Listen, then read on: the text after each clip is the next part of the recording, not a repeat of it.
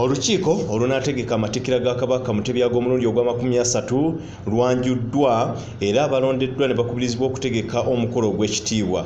Olukiiko luno olutongozeddwa omumyuka wa Katikkiro asooka Twaha Kaawaase ng'olukiiko lukulemberwa minisita akola ku mirimu egy'enjawulo mu Lubiri Fred Mpanga era nga tutakuba memba ab'enjawulo okuli minisita Kyewalabye Malowo w'ebyobuwangwa Omutaka Namwama n'abakungu abalala.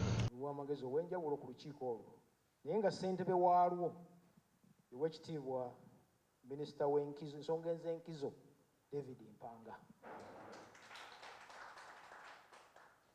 Ensonga ya nkizo myaka 3 olw'ekyo era nkizo kegikwate. Ow'ekitiibwa Mpanga ajja kumyukibwa minisita atwala obuwangwa n'ennono embiri n'ebyokwerinda Amyuka Katikkiro Twaha Kaawaase bano abasibiridde entanda okukola obulungi omukolo guno ekitiibwa kiryoke kiveeyo. Owekitiibwa Kyewalabye Male taliwo wano amanyi nti ali ku liivu naye ensonga agimanyiiko.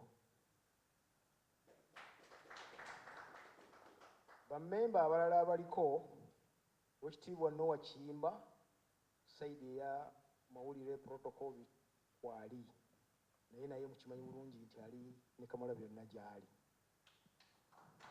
Amatikkira g'omulundi guno gakubeera mu ssaza Kyaddondo wakati w'omulamwa ogugamba tuwagire ebika byaffe tunyweze Namulondo. 31 omwezi ogw'omusanvu lijja kubeera lwa Mande lwa bbalaza era ng'etuukirizibwa mu ssente ezo ezinaaba zituweereddwa omuwanika budget mu Luganda embalirira.